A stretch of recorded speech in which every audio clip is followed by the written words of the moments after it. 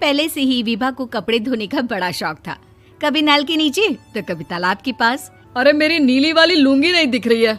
विभा की अम्मा, कहाँ रखी है लुंगी? अरे वो तो विभा ने परसों ही धोकर रखी थी आपकी अलमारी में, देखो वहीं होगी। वो ना मैंने आज धो दी, मुझे लगा कि गंदी हो गई होगी। अरे कैसे गंदी हो गई थी? उसे तो मैंने पहना भी नहीं। हे भगवान, इस लड़की के कपड़े धोने की आदत से परेशान हो गया हूँ मैं। जितना तो घर में राशन नहीं आता, उससे कहीं ज्यादा डिटर्जेंट पाउडर का खर्चा है। इसकी शादी करवा दो, शादी जाए अपने घर में ही करे काम, फिर चाहे घर के कपड़े धोने हो या पूरे गांव के। हाँ ठीक बोल रही हो, देखता हूँ मैं कोई लड़का। वो दिन भी आ जाता है जब विभा को देखने लड़के वाले आ जाते हैं। लड़की मुझे अच्छी लगी। होने वाली सास कहती है, बेटी अगर कुछ पूछना है तो पूछ लो। वैसे तो हमारी लड़की बहुत ही शर्मिली है, जो बोल दो वो मान लेती है, इसे क्या पूछना होगा। अरे कैसी बात कर रही हो माँ, मुझे इन लोगों के घर रहना है, सवाल तो कई है। हाँ हाँ बेटा, पूछ लो ना, क्या पूछना है। आप लोगों के घर कपड़े कौन धोता है? सास का मुंह बन जाता है। देखो, अगर तुम ये कहना चाहती हो कि तुम्हें कपड़े धोने नहीं आते तो सुन लो, कपड़े मैं ही धोती हूँ, लेकिन तुम्हारे आ जाने के बाद मैं रुमाल तक नहीं धोऊंगी। अरे चुप रहना भाग्यवान, बहू बेचारी घर आई नहीं, उसे डराना शुरू कर दिया।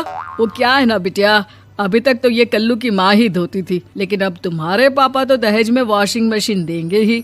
तभी विभा की माँ बोल पड़ती है, सवाल भी पूछा तो क्या। वैसे भाई साहब, मशीन की तो फिर भी कपड़े धोने की कैपेसिटी होती है, मतलब जो बिटिया दे रहे हैं ना विभा, इसे कपड़े धोने का बहुत शौक है।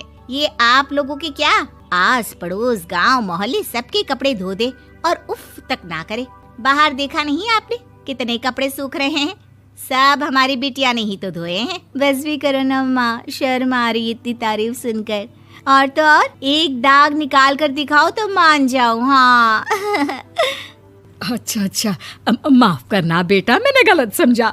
हमें तो रिश्ता बहुत पसंद है। और ऐसे जुड़ जाता है रिश्ता कपड़े धोने का शौक रखने वाली विभा का। उसकी शादी हो जाती है कोयला फैक्ट्री में काम करने वाले कल्लू के साथ। शादी के बाद अचानक विभा चिल्लाती हुई सास के पास आती है। सासू माँ, अरे सासू माँ कहाँ है आप?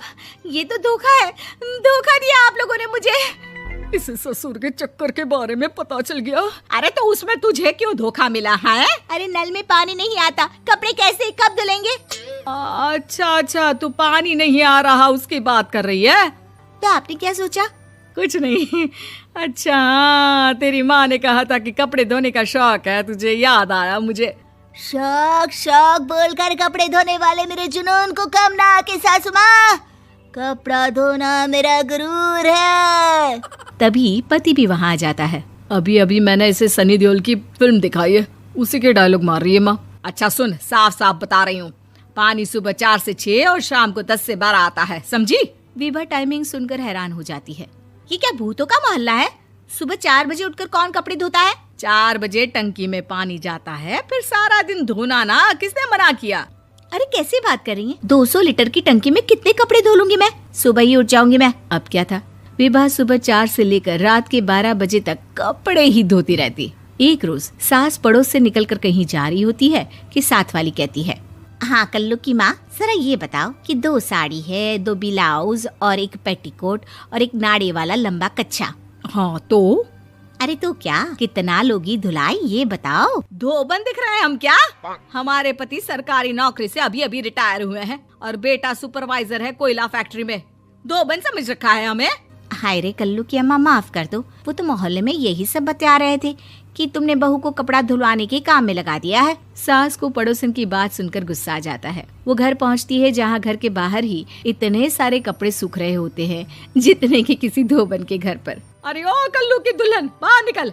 माँ जी यहीं आ जाओ, बाथरूम में चादर धो रहे हैं हम। अरे अभी हम धोते हैं, तुमको बाहर निकलो। ये आस पड़ोस वाले बोल रहे हैं कि हम बहू से कपड़े धुलवा धुलवा कर उसे कपड़ा धोने वाली बना दिए हैं।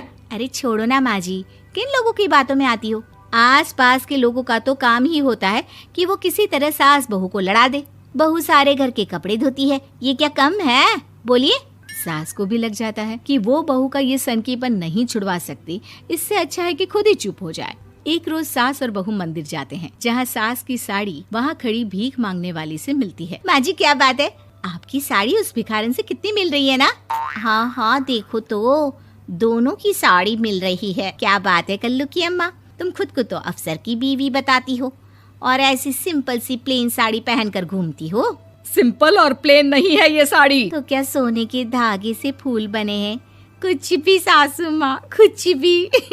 हाँ बने थे इस साड़ी में सोने के धागे से फूल। मेरे पति लेकर आए थे मद्रास से स्पेशली मेरे लिए 10,000 की।